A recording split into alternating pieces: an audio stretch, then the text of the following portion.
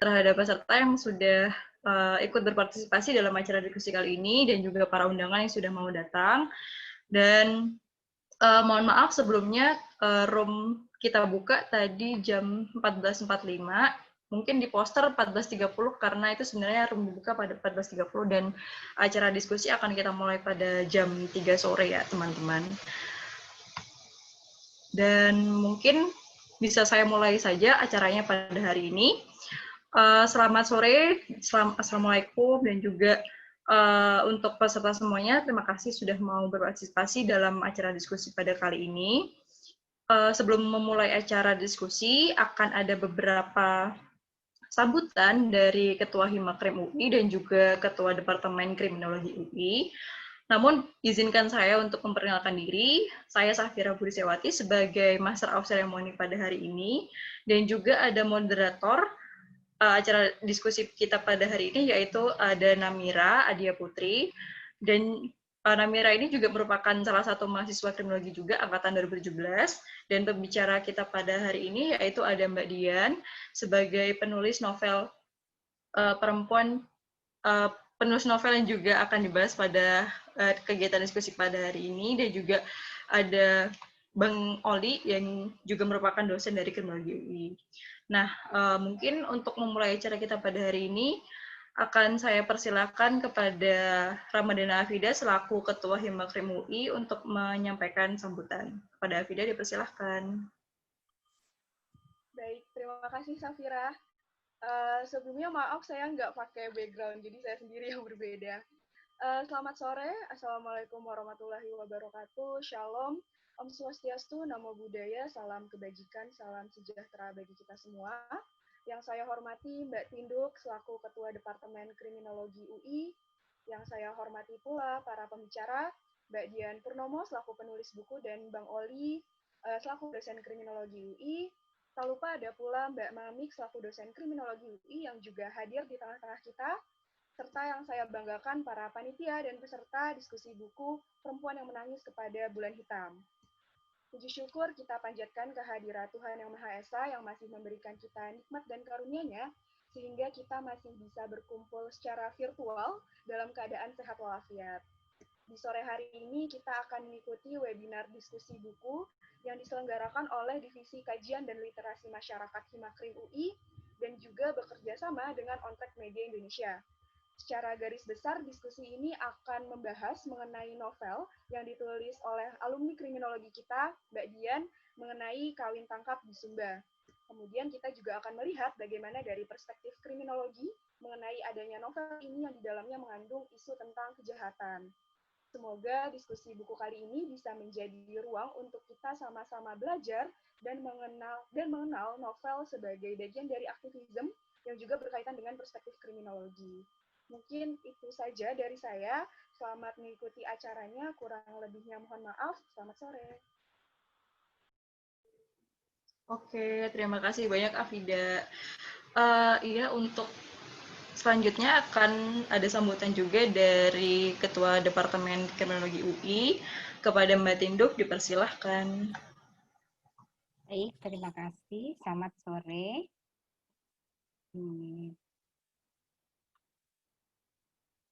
Selamat sore. Assalamualaikum warahmatullahi wabarakatuh. Salam sejahtera bagi kita semua. Salam sehat selalu. Saya mengingatkan ini karena kita hari ini diberi karunia kesehatan untuk bisa berkumpul bersama.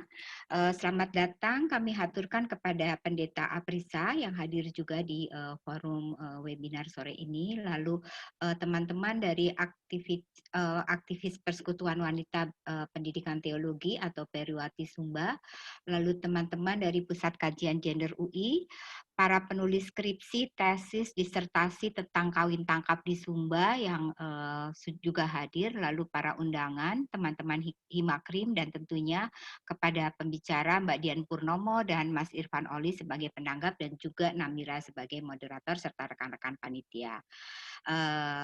Pertama kali saya ingin menyampaikan bahwa merupakan kebahagiaan dan kehormatan bagi saya sebagai Ketua Departemen Kriminologi untuk bisa memberikan sambutan pada acara diskusi novel perempuan yang menangis kepada bulan hitam. Kegiatan ini sebetulnya secara nyata memperlihatkan bagaimana perspektif kriminologi dapat hadir dalam karya sastra.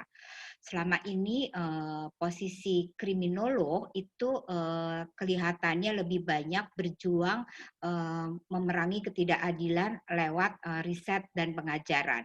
Tetapi kegiatan kali ini sebetulnya bisa membukakan pada kita bagaimana kemampuan observasi dan menulis sebetulnya bisa juga menjadi ajang untuk memperjuangkan keadilan bagi mereka yang masuk pada kelompok rentan, yaitu perempuan, anak, orang miskin, orang dengan disabilitas, atau mereka yang termarginalkan dalam sistem politik, sosial budaya, ekonomi, dan kelompok-kelompok yang mungkin hingga saat ini kita belum bisa mengidentifikasi karena tersembunyi di balik beberapa kondisi yang kita tidak bisa lihat secara kasat mata. Apresiasi juga saya berikan bagaimana kegiatan semacam ini sesungguhnya bisa membukakan pintu dialog yang positif antara alumni dan mahasiswa dan menginspirasi bagaimana pengetahuan kriminologi yang kita miliki bisa dikontribusikan pada pilihan-pilihan profesi di masa datang yang nantinya akan dipilih oleh mahasiswa kriminologi. Selain itu, kegiatan ini juga menjadi strategi jitu yang bisa menyuarakan ketidakadilan dengan cara yang populer, tidak terkesan menggurui, serta mudah dicerna. Dengan demikian bisa menyentuh berbagai pihak yang selama ini mungkin antipati atau tidak suka, tetapi dengan cara populer seperti ini, ajakan kita, sosialisasi kita bisa menyentuh pihak-pihak tersebut. Akhir kata, perkenankan mewakili Departemen Kriminologi, saya mengucapkan terima kasih kepada penulis novel Mbak Dian Purnomo, Mas Irfan Oli sebagai pembahas, dan Namira sebagai moderator, serta juga Panitia Himia Krim yang telah mempersiapkan acara ini dengan baik. Terima kasih juga pada sponsor On Track Media. Mari bersama-sama kita nikmati bedah buku suara ini untuk mengambil manfaat bagi pengembangan diri kita, agar kita bisa menjadi individu yang lebih baik. Demikian akhir kata, wabillahi taufik wal hidayah. Wassalamualaikum warahmatullahi wabarakatuh. Terima kasih, selamat sore. Ya, terima kasih kepada Mbak Tinduk atas sambutannya. Dan acara ini tidak akan bisa terrealisasi jika tidak ada dukungan dari On Track Media, salah satu NGO yang juga mendukung berlangsungnya acara ini. Dan kemudian untuk acara selanjutnya akan langsung kita mulai saja diskusi pada kali ini yang akan dipandu oleh Namira dan juga pembicara kita pada hari ini yaitu Mbak Dian selaku dari penulis novel yang akan kita bedah pada hari ini dan juga penanggap yang merupakan dosen kriminologi UI juga yaitu ada Bang Oli. Kepada Namira dipersilahkan. Baik, terima kasih Safira atas pembukaannya dan juga saya terima kasih kepada Mbak Tinduk, Afida, Mbak Dian, dan Bang Oli, serta teman-teman audiens yang hadir untuk berdiskusi bersama hari ini. Untuk saya perkenalkan, saya Namira Adia Putri sebagai moderator yang akan memandu jalannya diskusi hari ini. Untuk sesi pertama, kita akan berdiskusi terlebih dahulu dengan Mbak Dian Purnomo selaku pembicara pertama yang juga merupakan penulis dari novel berjudul Perempuan yang Menangis Kepada Bulan Hitam. Novel ini baru saja launching pada bulan Oktober lalu, dan launching buku ini juga mengantarkan Mbak Dian pada salah satu sesi khusus dalam acara Ubud Writers and Readers Festival pada bulan November kemarin, dan Mbak Dian juga merupakan salah satu alumni program Pascasarjana Kriminologi Universitas Indonesia dan juga aktif menangani masalah perempuan dan anak, serta memberi kelas-kelas penulisan. Selamat datang Mbak Dian pada diskusi hari ini, terima kasih telah setuju untuk hadir. Terima kasih, Namira. Terima kasih udah diundang di sini, seneng banget. Mbak Tindu dosen pembimbing saya loh. Langsung grogi merasa kayak mau bimbingan lagi nih kayaknya gitu rasanya. Selamat, sebenarnya mungkin saya ngucapin selamat pada Mbak Dian atas launching buku terbarunya, Perempuan yang Menangis Kepada Bulan Hitam, yang menceritakan tentang perempuan korban kawin tangkap, yang juga merupakan kita kenal sebagai bentuk kekerasan terhadap perempuan. Nah, juga di sini kita akan banyak membahas tentang novel itu sendiri, juga isu-isu kekerasan terhadap perempuan, karena juga sebenarnya acara ini kita selenggarakan sebagai perwujudan dari agenda 16 Hari Anti Kekerasan Terhadap Perempuan. Nah, jadi menurut saya memang buku yang dirilis oleh Mbak Dian ini sangat cocok untuk kita bicarakan di agenda 16 HTP ini ya Mbak ya, karena memang isu yang diangkat adalah isu kekerasan terhadap perempuan. Nah, mungkin bisa kita mulai saja. Saya sudah menyiapkan beberapa pertanyaan yang mungkin bisa jadi pemicu untuk diskusi kita. Mungkin dimulai dari, sebenarnya menurut Mbak, secara garis besar, apa sih arti dari novel Perempuan yang Menangis Pada Bulan Hitam ini dari Mbak sebagai penulis? Silakan Mbak. Makasih Namira. Sejarahnya dulu mungkin ya. Jadi saya nulis sudah lama sebetulnya, tapi tiba-tiba berhenti di tahun 2014 novel terakhir saya karena kayak aduh mau nulis apa lagi ya gitu. Dulu tuh cita-citanya jadi penulis adalah supaya terkenal satu, yang kedua supaya kaya raya gitu. Jadi tulisan-tulisan yang saya buat adalah tentang cinta karena konon kabarnya novel-novel cinta tuh paling laku gitu katanya. Kemudian kuliah kriminologi 2013, ketemulah tuh Mbak Mami, Mas Oli, terus dosen-dosen saya Mas Kemal, Prof Mus gitu-gitu kan. Kebuka tuh mulai mata kan belajar tentang kriminologi, terutama sama Mbak Tindu banyak banget perlindungan anak kan, karena sama Prof Ir juga tuh. Karena waktu itu yang ambil perlindungan anak cuman sendiri, jadi belajarnya privat, agak beruntung. Tapi nggak beruntungnya sebagai penulis, karena kebanyakan mikir, saya jadi berhenti nulis novel. Jadi dari kuliah itu, 2014 itu novel yang saya tulis sebelum kuliah kan, terus jadi mikir mau apa gitu, sampai suatu saat tahun lalu dapat grant residensi dari Komite Buku Indonesia, Komite Buku Nasional, suruh milih tempat gitu. Yang saya pikirkan pertama kali adalah Sumba, karena beberapa kali kerja dengan on track media di sana isunya migrasi aman. Jadi yang saya pikir adalah mengcapture migrasi aman di sana pasti akan menarik buat dijadikan novel. Jadi pilihan saya adalah satu migrasi aman, yang kedua konflik agraria. Di sana juga banyak konflik agraria dan lagi-lagi yang banyak menjadi korban juga perempuan dan anak dan masyarakat adat. Tapi ketika pulang ternyata yang saya dengarkan justru lebih banyak adalah tentang si kawin tangkap ini atau kawin culik atau orang menyebutnya Yapamawini. Kemudian jadi hilang tentang isu-isu yang pada awalnya pengen saya tulis tadi gitu kan. Terus ngobrol-ngobrol tuh sempet chatting sama Pendeta Aprisa, sama Kak Diana, Timoria, dan teman-teman yang ada di sana gitu. Karena selama saya di sana, setiap kali bertanya pada orang, kawin tangkap itu masih ada nggak sih? Kebetulan saya di sana ketika Wulapodu. Wulapodu tuh kayak masa di mana mereka prihatin, kalau di umat Muslim tuh kayak Ramadan. Jadi sebulan full prihatin, nggak boleh ngapa-ngapain gitu. Tapi justru isu yang ramai adalah biasanya di akhir-akhir Wulapodu tuh banyak perempuan yang diculik untuk dikawini gitu. Alasannya apa? Karena itu kan bulan suci. Jadi mereka berharap apapun yang dilakukan di bulan suci itu diberkati sama leluhur. Itu kan ngeselin banget gitu ya, perempuan diculik dengan minta restu dari leluhur. Tapi semua orang yang ditanya katanya prakteknya udah nggak ada. Udah itu zaman dulu gitu. Sedihnya ketika saya pulang ke sini baru 2 minggu dapat kiriman berita-berita tuh. Ini ada nih kejadian kayak gitu. 2 kejadian di akhir tahun lalu, 2 kejadian di awal tahun 2020 ini. Dan itu bikin saya kayak, wah nggak bener nih gitu. Kayaknya jadi ketertarikan nulisnya di situ. Jadi riset cepat, ngobrol dengan narasumber-narasumber yang saya punya. Justru sebetulnya risetnya lebih banyak dilakukan lewat telepon, WA, atau telepon biasa, atau SMS gitu-gitu. Karena ketika di sana beneran nggak dapet. Jadi semua orang selalu bilang bahwa itu udah nggak ada. Nah, dari yang saya dapatkan ceritanya, hampir tidak ada korban kawin tangkap ini yang selamat, artinya melepaskan diri dari upaya penculikan dan kawin paksa ini. Hanya 2 yang saya dengar sejauh ini, tapi nanti mungkin teman-teman yang dari Sumba, beberapa ada yang hadir bisa membetulkan jika saya salah. Bahkan kemudian ada korban yang mencoba untuk bunuh diri karena saking nggak maunya, tapi keluarganya juga nggak mau menyelamatkan dia, karena ketika sudah diculik,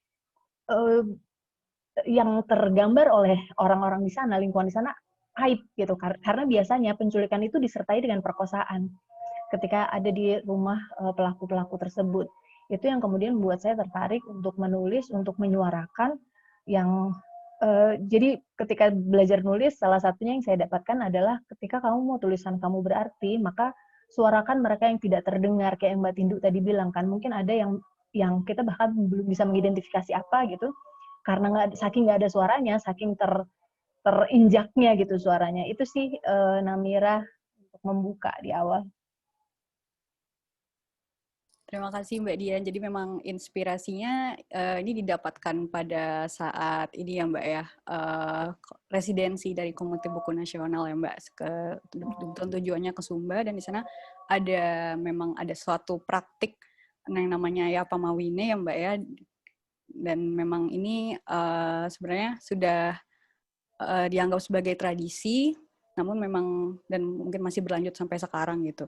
Nah, sebenarnya mungkin kita bisa masuk tentang isu kawin tangkap ini langsung ya Mbak ya. Nah, kalau mungkin kita baca di beberapa sumber, entah di media atau di mana gitu, biasanya pemerhati budaya itu berpendapat bahwa sebenarnya kawin tangkap ini bukan termasuk tradisi asli Sumba gitu, melainkan memang ini adalah suatu praktik gitu, sebenarnya praktik yang memang dilanggengkan oleh orang-orang yang memang berkeinginan untuk menikahkan perempuan secara paksa gitu, tanpa konsekuensi gitu. Karena memang tadi juga sempat dibahas bahwa kawin tangkap ini biasanya pelakunya dilindungi gitu oleh orang-orang yang mungkin berpengaruh di komunitasnya, dan juga memang seperti ditopengi dengan alasan bahwa ini adalah sebuah adat gitu Mbak. Itu bagaimana ya Mbak sebenarnya? Nah, belum lama itu kalau nggak salah Tirto dia pernah menerbitkan satu tulisan yang menarik tentang kawin tangkap. Jadi terlepas dari budaya asli Sumba atau bukan, tetapi memang banyak budaya yang melakukan praktik seperti ini gitu. Kemarin malah saya baca di negara, bukan hanya di negara kita ya, jadi kayak di Kyrgyzstan, Afghanistan gitu-gitu tuh masih ada praktik itu. Kemudian kita geser dikit dari Sumba juga Merarik masih jalan. Karena saya dari Lampung, saya dengar ada namanya larian istilahnya gitu-gitu, dan mungkin di provinsi-provinsi lain atau di suku-suku tertentu lain di Indonesia juga ada praktik-praktik seperti itu gitu.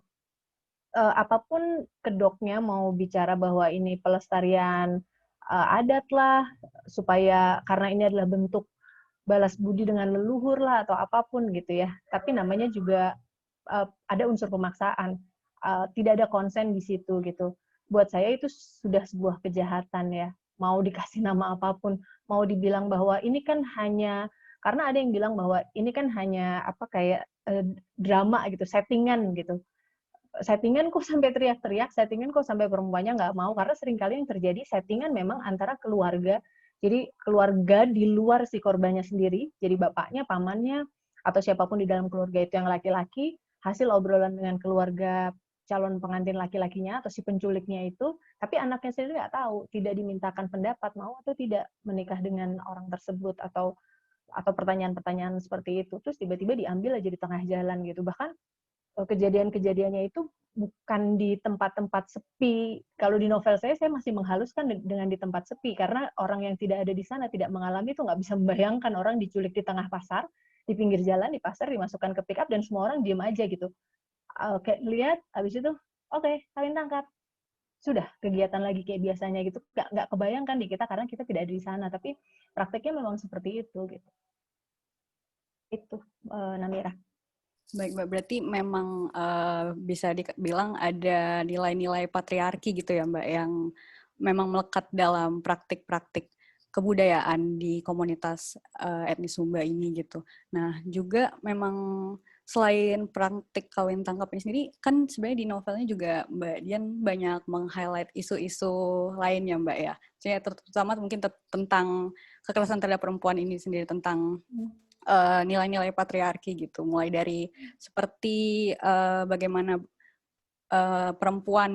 kedudukan perempuan di masyarakat itu gitu, seperti misalnya perempuan, kayak ada salah satu tokoh utama yang namanya Magi Diela ya Mbak ya, itu memang diceritakan bahwa dia ada konflik gitu dengan ayahnya sendiri, di mana ayahnya ini juga mempertahankan pride-nya gitu, pride-nya sebagai laki-laki. Jadi memang ada suatu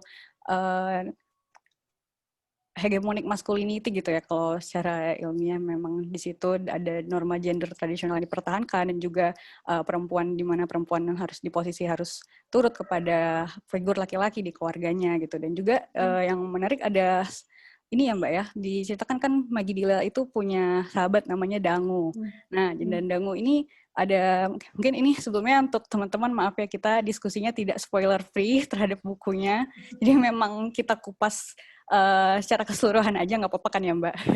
Ya, nah itu juga ada seperti heteronormativitas gitu Mbak, bahwa wah Dangu dan Maggie ini kedekatannya padahal hanya sebagai sahabat, tapi orang-orang di sekitarnya melihat wah ini nggak boleh, ini hampir sama seperti incest gitu, karena mereka satu suku. Itu memang sebenarnya dari Mbak Dian sendiri, apakah isu-isu apa aja yang di-highlight Mbak dalam novelnya?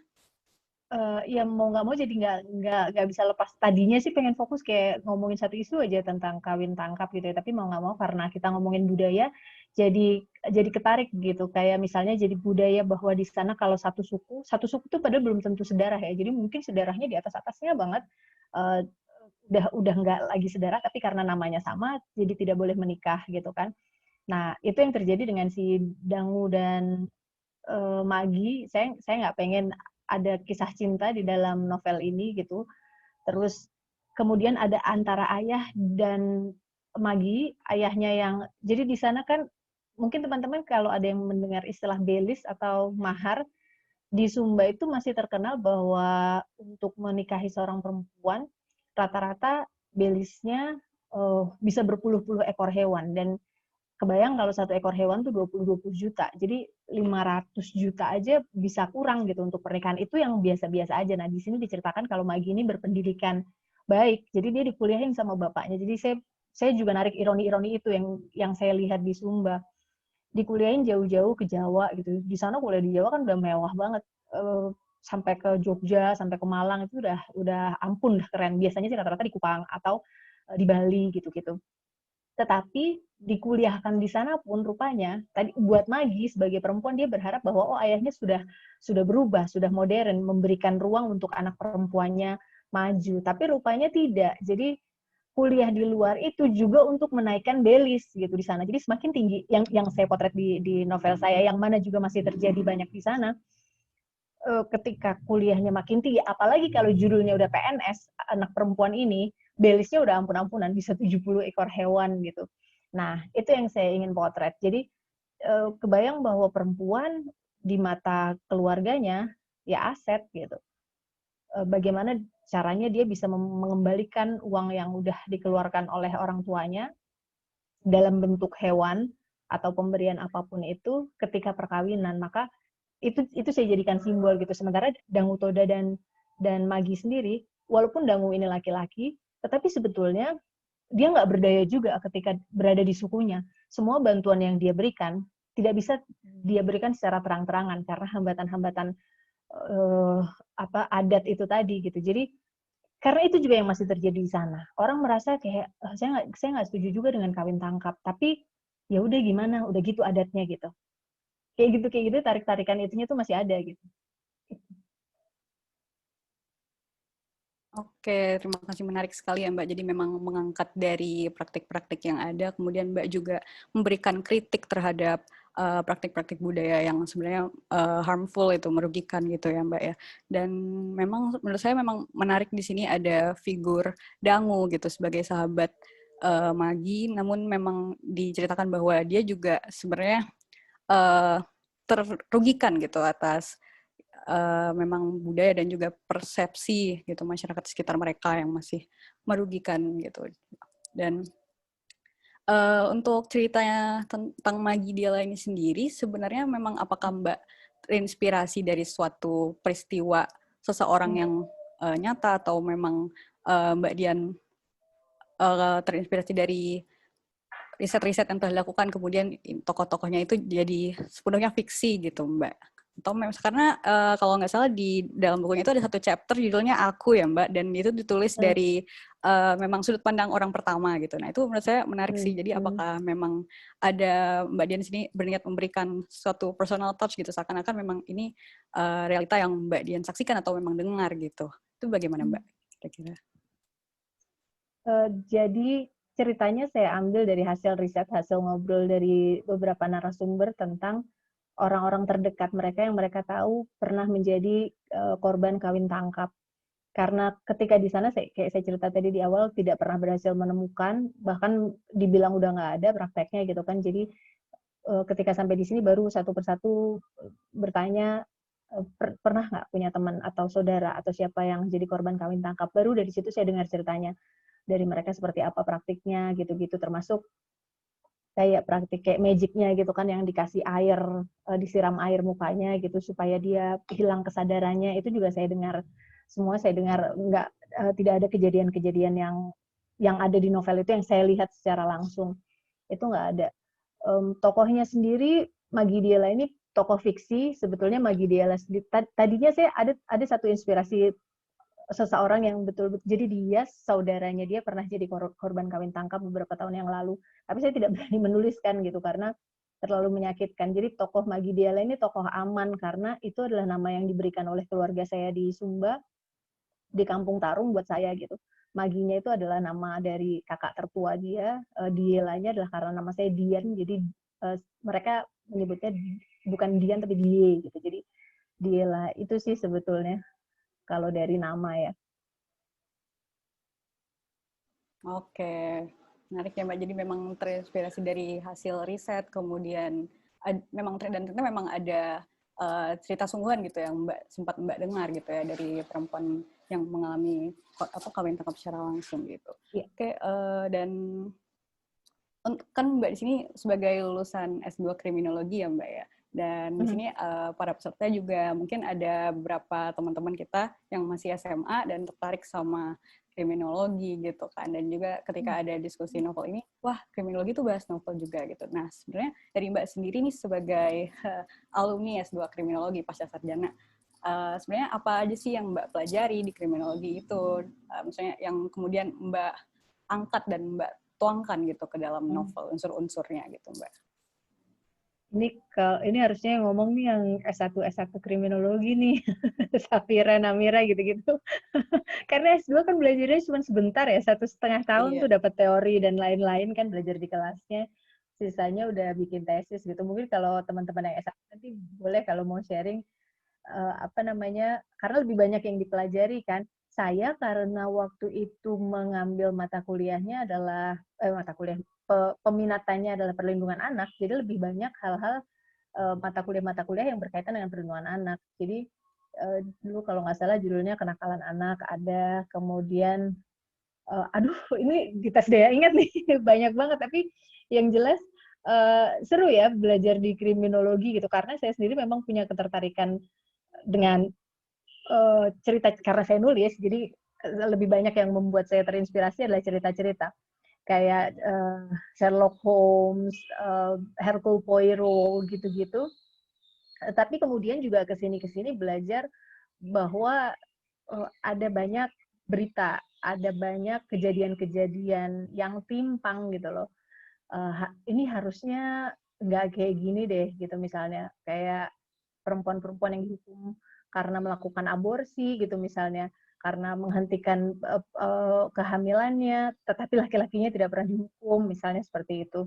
Atau anak-anak yang dipenjarakan, tapi kemudian tidak di treatment sebagaimana seharusnya, jadi keluar ya dia hanya akan mengulangi dan menjadi lebih tingkat kejahatannya jadi berbeda lagi gitu, karena beberapa kali ketemu kayak gitu. Jadi banyak hal yang dipelajari dan menurut saya seru sih belajar kriminologi. Harusnya belajarnya dari S1 sih emang. Gitu Namira. Oke, berarti memang Mbak Dian dulu juga suka baca cerita-cerita kejahatan ya Mbak ya, kayak Sherlock Holmes dan lain-lain. Itu nanti akan dibahas saat sesi diskusi dengan Mas Oli.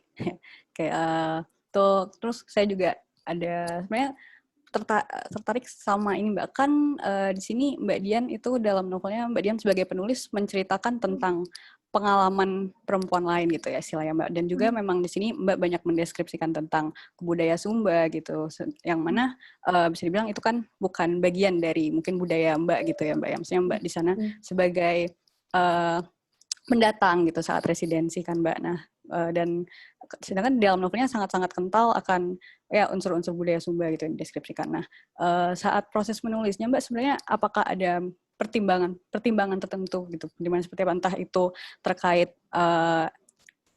secara etika atau mungkin sensitivitas budaya seperti apa gitu yang kira-kira Mbak pertimbangkan saat menulis tentang budaya Sumba ini, Mbak? Ada banget, apalagi yang ditulis kan sensitif. Kecuali kalau misalnya saya menulis tentang keindahan alam Sumba gitu, pasti nggak akan ada yang keberatan kan. Jadi bahkan ketika di sana ngobrol, karena di salah satu tugas di residensi itu adalah juga ngobrol dengan dinas pariwisata dan pendidikan gitu-gitu, meminta advice mereka apa yang ditulis, apa yang idealnya ditulis, mereka selalu mereferensikan untuk nulis tentang pasola gitu. Jadi kan balik-balik lagi ke pariwisatanya kan. Tapi nggak nyantol waktu itu, nggak ada ketertarikan ke sana. Nah, yang saya agak khawatirkan sebetulnya adalah betul karena Sumba bukan budaya saya campuran Jawa dan Madura, nggak ada Sumba-Sumbanya sama sekali. Di sana sebagai pendatang, nulis isu sensitif, apakah orang akan tersinggung dengan apa yang saya tulis gitu. Itu ada ketakutan seperti itu. Tetapi saya mencoba ngobrol juga dengan Rato. Jadi di sana itu pemimpin adat tertingginya namanya Rato Rumata. Jadi dia pemimpin adat di Loli, di wilayah Loli gitu kan. Dia bilang kalau mau tulis aja asal kamu menulis yang memang sungguh-sungguh terjadi. Dan lagi saya pikir ini adalah sebuah novel meskipun memotret kejadian yang sungguh-sungguh terjadi. Banyak kejadian diantaranya yang saya haluskan. Yang kalau saya tulis kejadian sesungguhnya jauh lebih pedih daripada yang saya tuliskan di novel ini gitu. Resiko bahwa saya dianggap menjelek-jelekan Sumba itu pasti ada kalau ada orang yang nggak suka ya. Tapi sejauh ini belum pernah ada yang mengkomplain tentang itu. Mungkin nanti kita dengar dari teman-teman yang ada di Sumba yang juga ikut bergabung di sini yang sudah membaca novelnya apa pendapatnya gitu ya, Namira. Tapi bahwa yang terpenting adalah yang saya tuliskan memang benar-benar ada, memang benar-benar terjadi.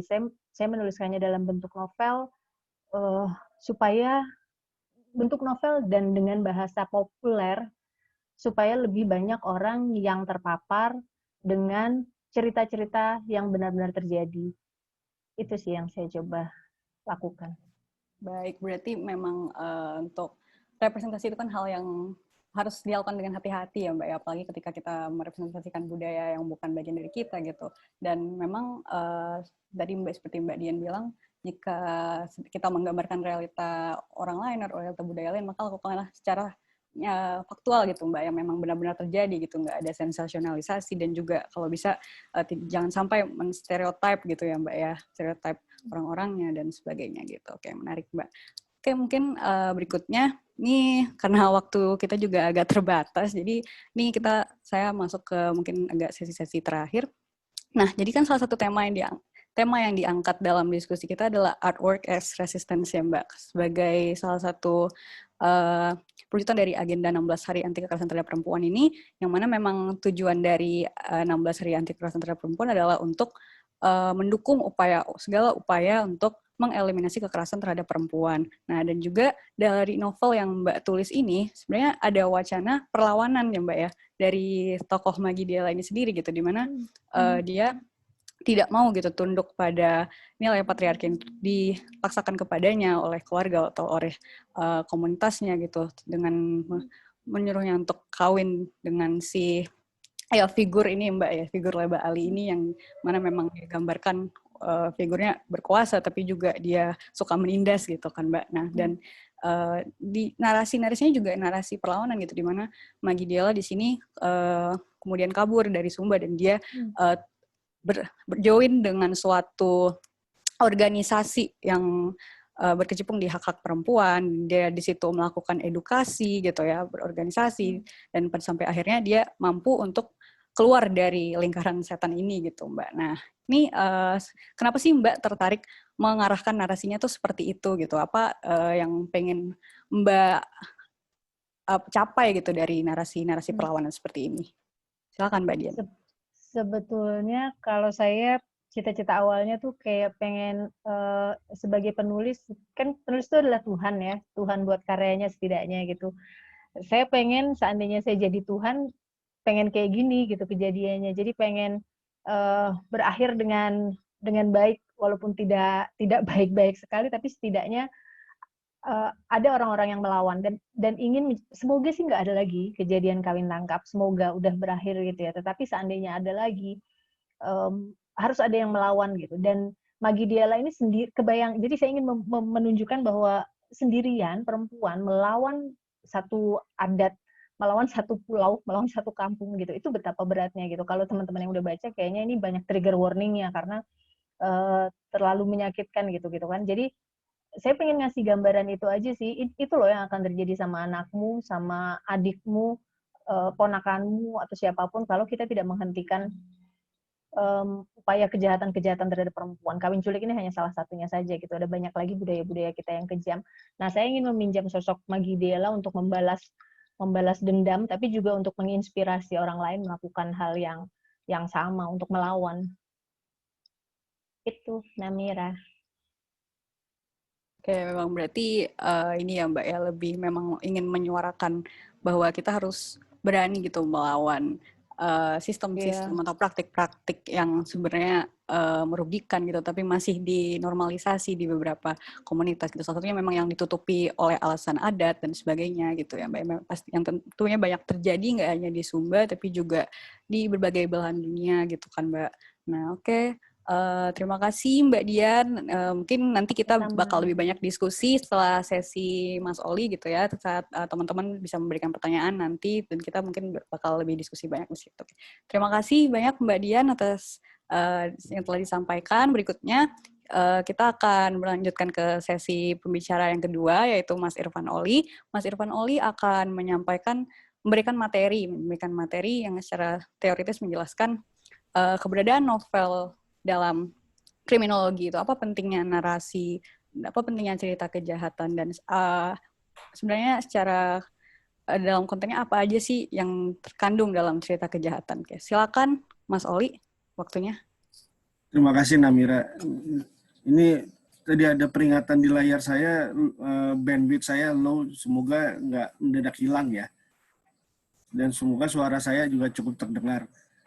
Selamat sore, Assalamualaikum warahmatullahi wabarakatuh pada semua, salam sejahtera, dan seperti kata Mbak Tidu tadi, salam sehat semuanya. Ini saya screen sharing, udah ada, jadi nggak usah saya screen sharing. Screen sharingnya dari panitia Mas, ya. Oh, ya. Tinggal nyampein aja. Aduh, agak ini. Ya, sebenarnya saya bukan menanggapi ya, tadi kalau menyambung apa yang dikemukakan Mbak Tindu, saya bukan menanggapi, tapi saya justru lebih mendorong, mendukung dari apa yang dicoba dikemukakan, dituliskan dalam novel karya Mbak Dian ini. Mulanya ketika saya baca, saya begitu ada kata kawin tangkap, langsung teringat bahwa dulu sekitar tahun 14 tahun yang lalu, tahun 2006, mungkin Mbak Tindu juga pernah ingat, Departemen Krim melakukan penelitian tentang permasalahan perlindungan anak yang berhadapan dengan hukum, berkonflik, ya berhadapan dengan hukum. Itu saya kebetulan mendapat kesempatan pergi ke Lombok. Nah di sana ternyata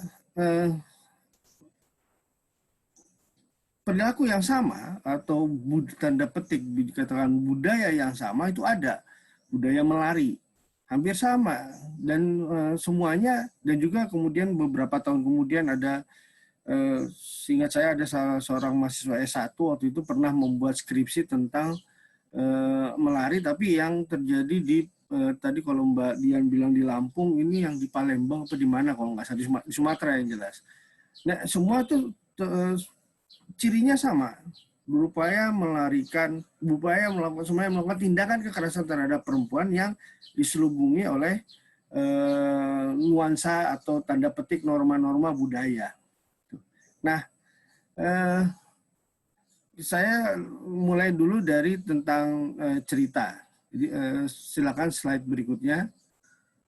Mohon panitia. Saya nggak kebaca jadi. Jadi Saya bisa baca ini, mata saya kurang jelas ininya, gambarnya nggak kelihatan. Intinya, kalau Popova mengatakan bahwa cerita itu, kalau cerita itu kemudian orang pasti mudah ya, bisa aja membuat cerita. Buku Mbak Dian ini mungkin bisa aja ada orang yang bukan Mbak Dian yang bikin. Tapi kalau dibuat bukan oleh Mbak Dian yang juga kemudian memiliki rasa untuk apa tadi yang Mbak Dian katakan, mencoba memberitahukan ke dunia ini, memberitahukan kepada masyarakat bahwa ini ada apa, ini adalah suatu masalah yang mesti semua orang bisa ini kan. Nah itu cerita yang namanya cerita harus bisa memberikan kesan, harus bisa memberikan pemaknaan. Ya, jadi harus ada makna di dalam dalam cerita yang dibaca. Itu. Mohon maaf nih, saya nggak bisa ngelihat jadinya ya, karena bukan saya yang men-share ininya, dan mata saya ini agak ini. Gimana caranya ya biar bisa saya tetap membaca ya? Ini kecepatan kayaknya ya. Ya pokoknya ada makna, kemudian maaf kalau muka saya terlalu dekat jadi mohon maaf. Nah, kalau enggak, halo, Oli boleh itu aja buka sendiri di filenya. Jadi nanti iya, yang operatornya menyesuaikan gitu. Gimana? Iya, mohon maaf para pemirsa ini agak membingungkan jadinya. Oke, saya baca sendiri. Oke, ya. Nah, jadi saya ulangi kembali ya. Mohon maaf atas tidak nyamanan tadi. Jadi Popova pada tahun 2015 mengatakan bahwa cerita yang bagus, dan menurut saya bukunya Mbak Dian ini adalah cerita yang bagus, harus ada maknanya. Maknanya apa di sini? Makna tentang tadi permasalahan bahwa perempuan, terutama di Indonesia ini, ya masih berkesan bagaikan barang, bagaikan sesuatu yang dikomodifikasi, bukan bagaikan lagi, malah masih tetap dianggap sebagai hal yang bisa dikomodifikasikan. Nah, makna itu. Dan kemudian juga kalau akhirnya yang membaca memiliki penguatan, merasa bahwa wah nggak bisa nih, saya tidak bisa dianggap sebagai barang, itu suatu cerita yang baik, itu suatu cerita yang bagus. Nah, Popova lebih lanjut mengatakan setidaknya cerita itu merupakan suatu pembentukan pengetahuan. Ada dua sisi menurut dia. Yang pertama, bahwa manusia itu memiliki narasi atau arahan susunan skematik, kasarnya begitu, yang menjadi tumpuan untuk membentuk penjelasan sebab akibat dari dunia. Ini kita bicara tentang persepsi. Ya, persepsi terhadap minimal kalau untuk buku Mbak Dian ini, persepsi terhadap perempuan yang berkehidupan di Sumba. Itu, minimal itu. Kemudian pada sisi lain, ya, lanjutan dari katakan Popova, menggunakan metafor atau susunan analogis. Nah ini yang tadi Namira kemukakan ke Mbak Dian, ternyata bahwa tokoh di sini adalah tokoh fiktif. Karena itu metaforanya. Karena ada sesuatu yang tidak mungkin kemudian secara terpastikan, secara dengan enak, dengan mungkin kalau misalnya penulisnya seenaknya, menuliskan namanya atau menjelaskan bahwa ini adalah benar-benar kisah nyata. Nggak bisa seperti itu. Tapi proses itu akhirnya bisa membuat tadi suatu tulisan yang menjadi bagus. Oke, slide berikutnya mungkin bisa dilanjut. Nah, ini saya mengutip dari apa yang dikemukakan oleh Elaine Lawless pada tulisannya yang berjudul Women Escaping Violence, Empowerment to Narrative. Jadi Lawless dalam ini ada beberapa yang saya kutip.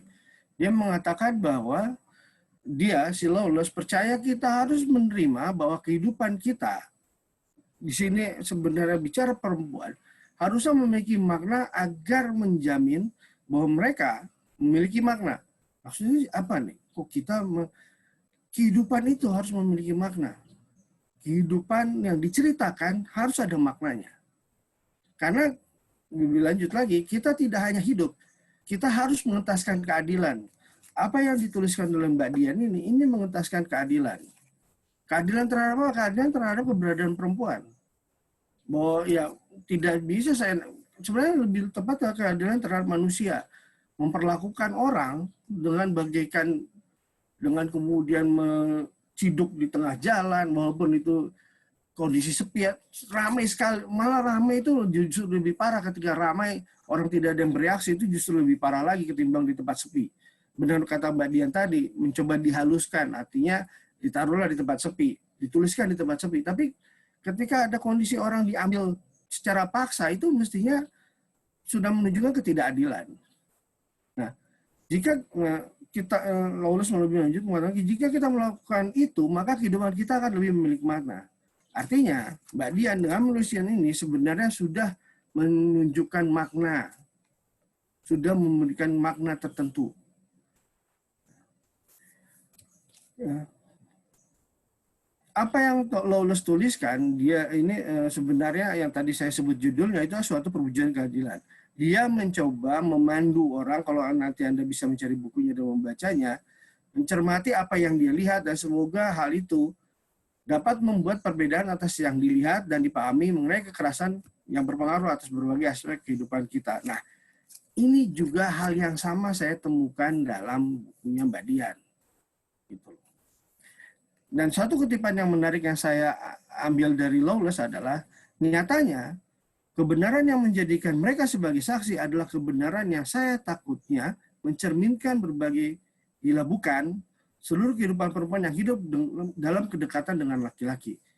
Maksudnya adalah, apa yang ada di sini, kebenaran yang walaupun kemudian tadi dikatakan sebagai fiktif, yang sebenarnya didasarkan pada kenyataan, itu mencerminkan, walaupun mungkin tidak semua, ada beberapa yang mengalami hal itu.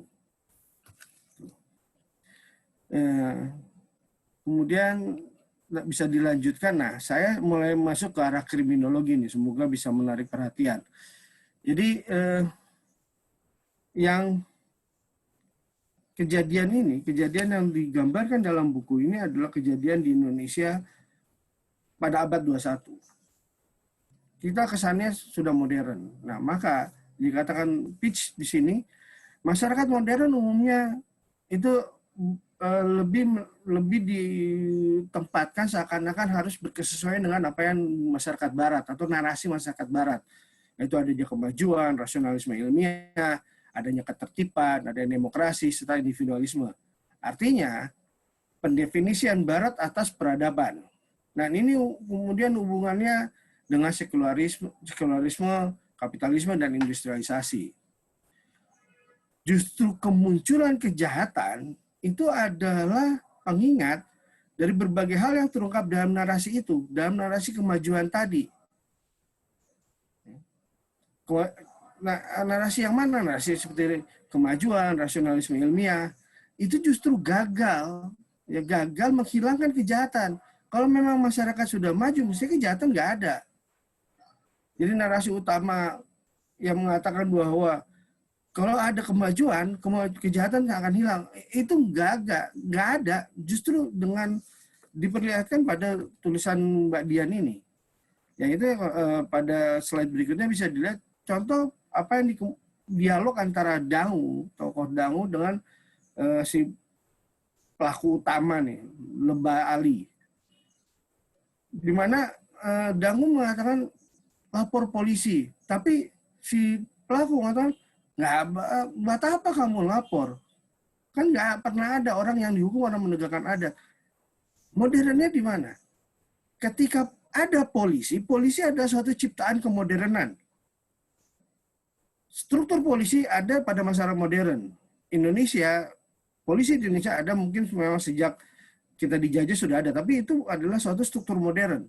Nah, ketika struktur modern mestinya kan keteraturannya itu lebih terkait dengan peraturan perundang-undangan yang ada atau contoh modernnya. Tapi kemudian orang tidak bisa dihukum hanya karena menegakkan sesuatu yang bukan modern. Ada kegagalan berarti di situ. Nah, contoh lain adalah ini, ketika sikap menolak nikah paksa pada abad 21 seakan-akan gini, adalah pilihan untuk orang kemudian melanjutkan pada tahap kehidupan berikutnya. Dan itu pada kemodernan itu adalah suatu tahapan-tahapan tertentu. Tapi ketika akhirnya tahapan ini harus dilangkaui, harus kemudian dibuat harus secepatnya dengan paksaan tertentu. Nah, itu yang kemudian dapat dikatakan sebagai, kalau apa yang dikatakan oleh si Lyndon Peach, sebagai yang mengejek kemodernan. Oke, saya lanjut lagi karena nanti takutnya waktunya habis. Yang berikutnya adalah Peach mengatakan pada slide citra yang terbalik, kemodernan adalah hasil pertemuan antara batas, limit, dan pelanggaran, transgression. Dalam keterkaitan dengan batasan-batasan ini, tubuh, dalam hal ini kita bisa lihat bagaimana tokoh Magi, ya, dijadikan bagian kiasan dari konflik dan kecemasan. Dan terkadang diperingati sebagai situs dari penciptaan dan pelangkauan atau transendensi. Nah, kemodernan adalah perwujudan dalam tubuh yang melanggar dan juga dicerca oleh tubuh yang melanggar itu sendiri. Ini yang mana? Ini bisa dilihat dari si Lebah Ali itu. Ya, kemodernan. Gimana kemodernan? Orang dia tokoh, dia kemudian bisa memiliki jaringan. Itu suatu bentuk kemodernan sebenarnya. Tapi ketika dia melakukan tindakan yang seperti itu, nah itu adalah suatu yang membalikan dari citranya itu sendiri. Nah, tapi saya lebih melihat pada yang apa yang saya ungkapkan, saya kutip dari Peach yang paling bawah ini. Dalam cerita atau tulisan tentang kejahatan, baik sebagai novel atau ilmiah, atau tulisan-tulisan ilmiah, kami kriminolog biasa menulis, dialektika yang terkadang secara jelas atau terkadang ada dalam bawah sadar muncul antara mereka yang sebagai pelaku kejahatan atau mereka pelaku kejahatan dan mereka yang dijadikan penjahat. Bedanya apa? Pelaku kejahatan memang melakukan kejahatan. Mereka yang dijadikan penjahat belum tentu orang yang tindakannya itu kemudian dapat dianggap jahat. Contoh paling mudah adalah ketika Magi melawan, ya, atau Magi mencoba bunuh diri. Itu mereka dijadikan penjahat. Antara korban kejahatan, mereka yang menjadi korban dari kriminalisasi. Siapa yang menjadi kriminalisasi? Paling mudah tuh ya si Dangu. Dangu tuh hampir menjadi kriminalisasi. Oke. Nah, tapi dari citra yang terbagi ini, inverse image, itu tersebar sebenarnya dalam bukunya Mbak Dian. Paling mudah adalah ketika melihat percakapan antara dalam diri Magi sendiri. Fokus yang paling bisa dilihat adalah perasaan atau konflik dalam dirinya ketika mencoba memikirkan tentang rasa bersalah atau bicara tentang pelanggaran adat pada masa modern ini. Nah, kemudian juga ada yang dikemukakan oleh Peach sebagai abad 20 atau 21 yang tandus. Ini karena apa yang terjadi di dalam bukunya Mbak Dian ini terjadi di perdesaan, maka sebenarnya perdesaan kan kesannya itu ada hal yang romantis, hal yang ideal. Itu nggak seakan-akan tidak terjangkau, tidak kemudian dipapas oleh kemodernan. Tapi juga pedesaan dianggap sebagai pelarian dari kehidupan metropolitan kota yang menjadikan modernitas sebagai hal yang negatif. Ini bisa dilihat kalau dalam tulisan ini bagaimana perilaku terutama penggunaan teknologi ya, itu yang paling jelas di situ. Penggunaan teknologi itu suatu bentuk kemodernan. Nah, pandangan seperti yang di atas ini terkadang diputarbalikkan terutama oleh kaum muda yang lama tinggal di pedesaan. dan sangat berkeinginan mencari kesenangan atau anonimitas di perkotaan. Tuh. Nah, mengkonfigurasikan pedesaan sebagai hal yang ideal adalah penyangkalan pada abad 21. Karena ternyata seperti yang digambarkan pada buku ini aja, kalau memang benar masyarakat di desa itu terhindarkan dari kemodernan, maka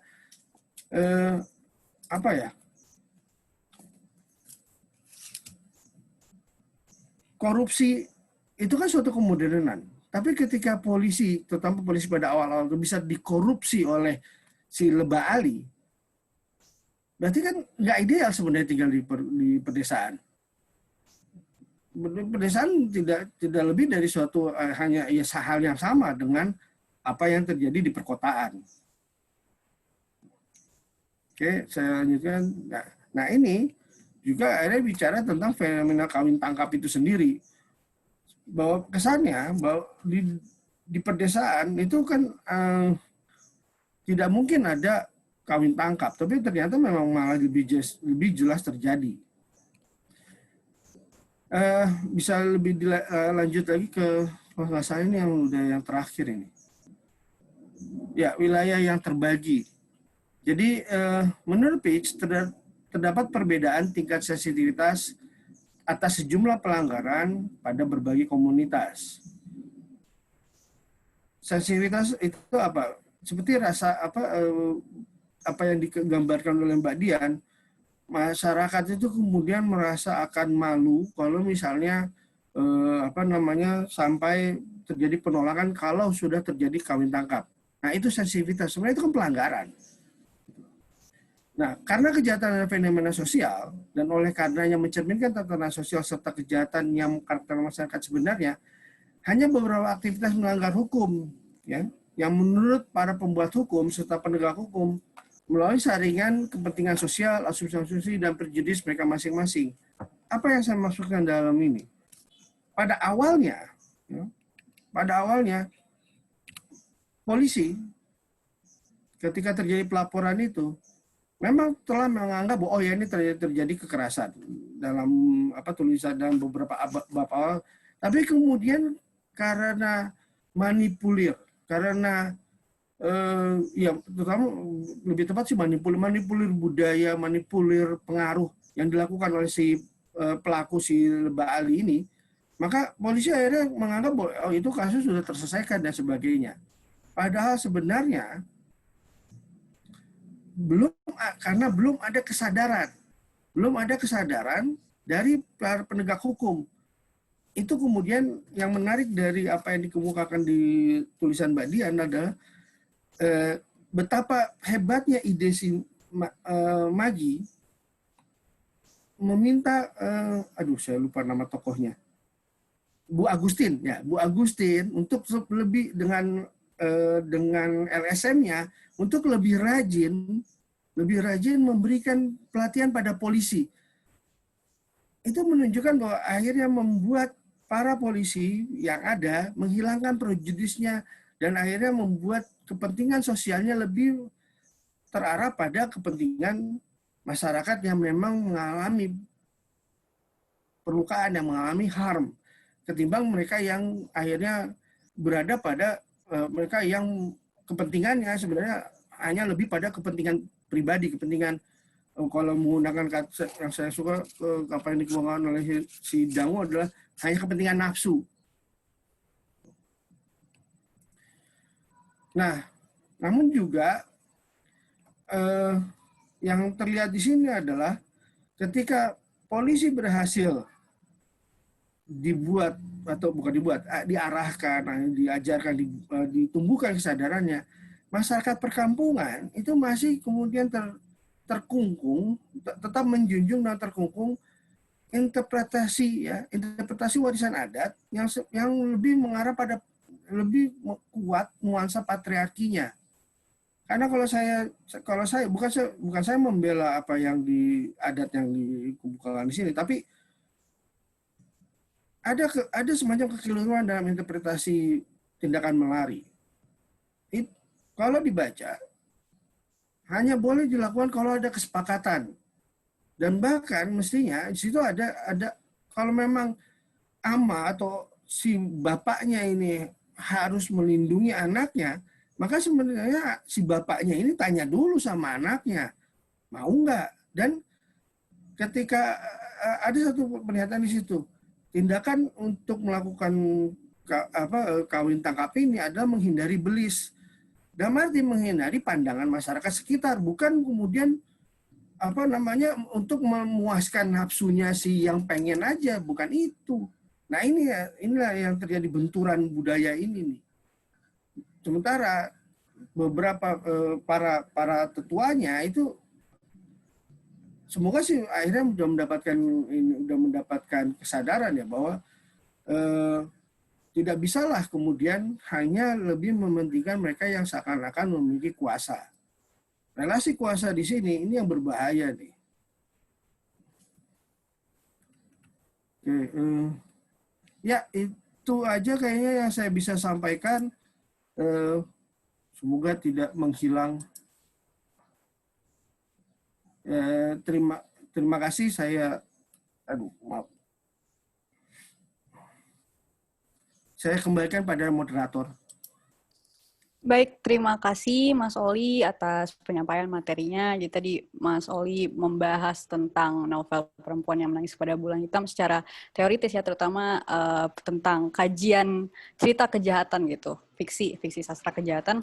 Dan memang sebagaimana yang disampaikan bahwa Mas Oli dan juga tadi sempat kita diskusi sedikit dengan Mbak Dian bahwa memang cerita kejahatan itu tidak hanya seperti cerita-cerita detektif gitu pada mungkin beberapa abad yang lalu gitu kan, tapi juga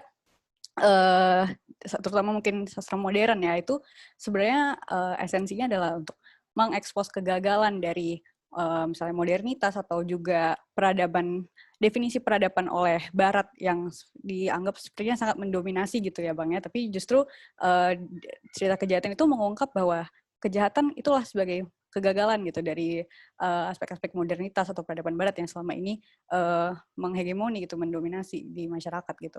Nah juga tadi Mas Oli mengangkat tentang pentingnya makna, bahwa cerita itu punya implikasi yang penting, karena kenapa cerita punya makna gitu, melewat cerita Magi Diela yang ditulis oleh Mbak Dian. Jadi memang realita perempuan korban kekerasan dan juga perlawanan yang ingin ia lakukan terhadap patriarki itu diaktualisasi maknanya gitu, direalisasikan lewat cerita itu gitu. Dan kita juga sebagai pembaca kita jadi ada yang maksudnya kita juga mengonsumsi, tapi juga kita juga menambah worldview kita itu terhadap isu-isu ini. Dan juga tadi Mas Oli banyak membahas tentang bahwa ada sebenarnya kontradiksi gitu ya antara aspek-aspek modern, kayak mulai dari order gitu ke teraturan, justru banyak masih kalah gitu dengan interpretasi masyarakat yang salah terhadap adat, dan juga justru seperti peran-peran institusi penegak hukum seperti kepolisian dan sebagainya gitu. Tadi banyak sekali dibahas oleh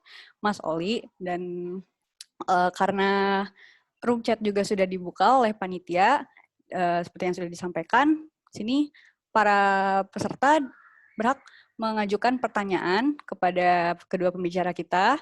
Dan ini sudah cukup banyak ya yang menyampaikan tanggapan maupun pertanyaan gitu. Mungkin bisa saya bantu bacakan. Jadi yang pertama ada dari peserta yang bernama Evi Permatasari. Sini mau menambahkan, mungkin para pembicara juga bisa sambil membantu baca ya. Nah, di sini cerita tentang tradisi wilayah lain sih. Saya pernah dapat cerita juga dari teman Bugis gitu. Ada tradisi yang namanya uang panai. Nah, uang atau uang belanja pengantin wanita yang diberikan oleh pengantin pria. Mungkin sama kurang lebih kayak belis gitu ya Mbak Dian ya, kalau di budaya kawin tangkap. Nah, terus tradisi ini juga sudah ada sejak dulu, berlaku sebagai mahar jika pria ingin melamar wanita idamannya, namun uang panai ini biasanya menjadi beban bagi pria untuk melamar wanita idamannya. Apa pasal nilai uang panai sebagai syarat adat untuk membiayai pesta perkawinan untuk pengantin wanita tidaklah sedikit, nilainya bahkan bisa mencapai angka miliaran rupiah. Uang panai memiliki kelas sesuai dengan strata perempuan, mulai dari kecantikan, keturunan bangsawan, pendidikan, hingga pekerjaannya. Jadi zaman dulu orang tua ingin melihat keseriusan sang pria dalam melamar anak gadisnya, sehingga sang pria betul-betul akan berusaha memenuhi uang panai untuk mendapatkan wanita pujaan hatinya. Makanya timbul pendapat susah untuk mendapatkan orang suku Bugis Makas. timbul pendapat susah untuk mendapatkan orang suku Bugis Makassar, tapi susah pula lepasnya atau bercerai. Maksudnya tingginya uang panai akan membuat pihak lelaki berpikir 1000 kali untuk menceraikan istrinya, mengingat ia sudah berkorban banyak untuk mempersunting perempuan pujaannya. Nah, tradisi ini menjadi salah satu faktor penyebab tingginya angka kawin lari atau istilahnya silariang. Dan bagi orang Bugis, peristiwa kawin lari atau bawa kabur anak gadis orang adalah peristiwa yang sangat memalukan karena bersangkut paut dengan siri. Tuh, mungkin bisa ditanggapi Mbak Dian atau Mas Oli. Mbak Dian mungkin ya, terkait karena ini terkait isunya terkait novel yang diangkat tulis. Iya, makasih Mbak Evi. Di Indonesia kayaknya masih banyak ya, walaupun mungkin di suku-suku lain nggak se-strict kayak ada belis dan ini uang panai, terus ada lagi saya lupa istilah-istilahnya. Tapi kalau kita mau, ini mungkin bisa jadi bahan teman-teman yang lagi pada mau skripsi nih, bentuk-bentuk budaya apa saja yang merugikan perempuan di Indonesia, kita kolek aja, bisa jadi bahan yang menarik gitu sebetulnya. Dan iya Mbak Evi, seru nih, ditulis Mbak Evi jadi novel. Itu aja sih saya komennya, baru baca detail tentang uang panai ini. Ntar aku coba cari informasinya lagi deh. Itu sih dari aku. Oke, terima kasih. Ini di bawah kayaknya ada Bu Pendeta Aprisa. Iya. Yang mau tanya sama Mas Oli kayaknya deh. Oke. Iya. Silakan Mas, boleh langsung dijawab. Saya mau menyambung dari pertanyaan Mbak Evi dulu. Ya, ini sebenarnya untuk di kriminologi kami ada mata kuliah yang dengan judul, saya lupa apakah dengan judul Etnografi Kejahatan di Indonesia. Nah, tindakan-tindakan seperti ini, perilaku-perilaku di mana budaya yang berbenturan dengan permasalahan modern, itu yang kemudian perlu untuk lebih dicermati lagi, terutama kalau memang budaya itu lebih merugikan sesama manusia, ya. Lebih lagi sesama terhadap perempuan, karena kalau dicermati kebanyakan selalu ada pada keputusan pemuka adat. Salahkah pemuka adat? Belum tentu salah. Persoalannya ketika hal itu pertama kali, mungkin berapa abad yang lalu ada semacam adat itu diturunkan, pemikirannya berbeda dengan kondisi sekarang. Nah, itu yang mesti ditanamkan, bahwa yang namanya budaya itu pasti bisa berubah. Persoalannya, banyak orang yang kemudian memegang kekuasaan sebagai pemuka adat, ini orang-orangnya status quo. Menganggap bahwa itu nggak bisa, seakan-akan nggak bisa dirubah. Udah saklek, udah tertulis di batu. Sementara mereka mendapatkan dari narasi lisan. Narasi lisannya bisa aja diubah. Bisa berubah, bisa kemudian hanya mengganti satu kata aja bisa memiliki makna yang berbeda. Nah, itu yang mesti dicermati kembali gitu. Dan kemudian untuk menjawab Ibu Aprisa, pendeta ya Mbak Dian ya, saya kenal. Apakah pelaku saya bukan bilang tidak bisa dihukum, harus dihukum, Bu. Polisinya aja yang mesti paham dulu. Karena mengambil orang dengan paksa itu udah tindakan pidana. Nggak ada, dibilang tidak ada tindak pidananya. Kalau polisinya nggak paham bahwa menarik orang, itu aja udah menarik orang, ibu coba deh tarik tangan orang gitu. Atau sekarang ada suatu permasalahan tentang anak, itu tidak boleh kemudian saya lupa di Indonesia udah dilarang atau belum. Di Amerika itu tidak boleh mengangkat kemudian menggoyang-goyangkan. Sementara di Indonesia masih kan, ada bayi goyang-goyang. Itu ternyata membahayakan. Di Amerika, di beberapa negara barat, kalau ibu ngangkat begitu, goyang-goyang anak di tengah jalan, yang datangnya tuh nggak hanya orang sekitar, polisi juga ikut datang. Karena dianggap membahayakan orang, membahayakan si bayi itu, merusak ini, struktur tulang belakangnya. Jadi ketika polisi sudah memiliki pemahaman, ketika masyarakat sudah bahwa memaksa orang itu sudah bisa menimbulkan perlukaan, maka nggak ada istilah kemudian karena nggak ada pidananya. Bukan masalah nggak ada, itu udah merugikan orang lain, udah membuat perlukaan. memegang tangan orang dengan paksa aja bisa menimbulkan memar. Itu kan udah menimbulkan luka. Nggak usah bilang masalah dibujuk atau kemudian tadi Mbak Dian katakan kan ada salah satu bentuknya di sebur air. Di sebur air berarti menyebabkan orang tidak berdaya. Itu dalam pidana aja ada, Ibu. Dalam pidana itu ada membuat orang tidak berdaya. Apalagi kemudian sampai menimbulkan kekerasan seksual. Wah, kalau sampai polisinya lebih percaya bahwa itu karena adat, itu polisinya antara mesti mungkin dipindahkan ke tengah laut, atau mesti mengalami pendidikan lebih lama lagi tentang kepolisian. Gitu, Ibu. Jadi saya mengatakan bahwa kalau tidak bisa dihukum itu lebih pada masalah relasi kuasanya, Bu. Ketika si pelaku sudah memiliki terlalu banyak jaringan, maka putus dulu jaringannya ini. Jaringan kekuasaannya putus dulu. Atau dibuat supaya hilang jaringan kekuasaannya. Baru kemudian kita bisa, nah itu yang dilakukan, itu hebatnya dari yang diceritakan Mbak Dian itu.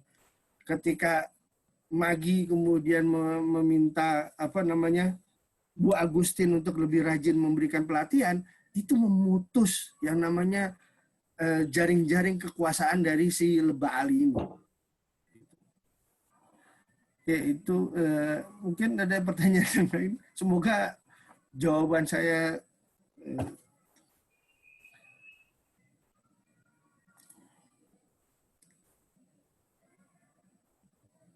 Oke, terima kasih. Ya, terima kasih jawabannya Mas Oli. Mungkin bisa langsung, ini ada yang menanggapi novelnya Kakak Dian juga bikin saya geram dan marah terhadap Lebah Ali. Sebenarnya kita semua marah ya Mbak ya, memang kita harus marah. Nah kemudian ada lanjut ke pertanyaan berikutnya dari Beatrice Young. Saya ingin menanggapi tentang kekerasan pada wanita, namun mohon maaf jika tanggapan saya keluar dari topik, jadi begini, saya melihat banyaknya konten-konten yang diunggah oleh content creator di platform TikTok yang menyinggung kondisi fisik perempuan kepada pria ataupun sebaliknya, dan tak jarang mereka berlindung di balik kata it's just a dark joke. Bukankah hal seperti itu termasuk sebuah kekerasan atau pelecehan? Mungkin ini bisa diserahkan kepada baik Mas Oli ataupun Mbak Dian, boleh dua-duanya menanggapi. Mbak Dian dulu, silakan. Boleh. Beatrice, terima kasih pertanyaannya. Yes, setuju. Nggak ada itu dark joke. Kekerasan, pelecehan adalah pelecehan, kekerasan adalah kekerasan. Selama itu namanya body shaming ya. Mungkin itu yang dimaksud ya. Konten-konten menyinggung kondisi fisik, iya.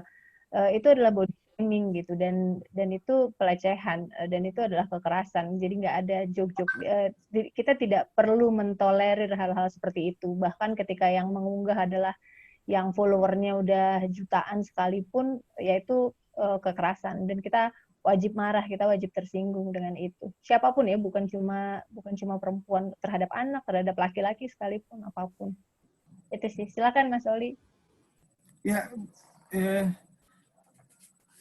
ini ya masalahnya kalau jokes terus kemudian dilempar di ruang publik, apalagi kemudian kesannya bahwa udah terima aja.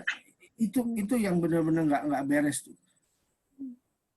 Jadi coba pikirkan dulu, kalau seandainya Anda yang menerima itu, Anda yang kemudian mendapatkan itu, kalau Anda kemudian diperlakukan seperti itu, Anda marah, ya jangan melakukan itu kepada orang lain.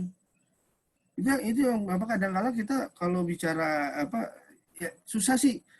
Lama-lama manusia mungkin mesti berevolusi, kehilangan jempol kayaknya, supaya tidak bisa membalas atau tidak menulis sesuatu di media sosial. Jadi saya sepakat bahwa itu adalah bentuk kekerasan, walaupun kemudian kalau dikategorisasi ya memang kekerasannya tidak langsung mengena, tidak langsung bisa dilihat, tapi justru yang lebih berbahaya adalah yang tidak bisa dilihat itu. Kekerasan psikis itu lebih berbahaya daripada kekerasan fisik. Kekerasan fisik, Anda bisa ke dokter. Insya Allah pengetahuan bisa lebih membuat obat yang cepat menyembuhkan. Tapi kekerasan fisik, melihat mukanya, senyum-senyum, baik. Contoh Robin Williams. Bisa membuat orang ketawa. Besoknya kita yang dengar berita bahwa dia ternyata membuat dirinya menghilang dari dunia. Mau gimana? itu karena permasalahan psikis.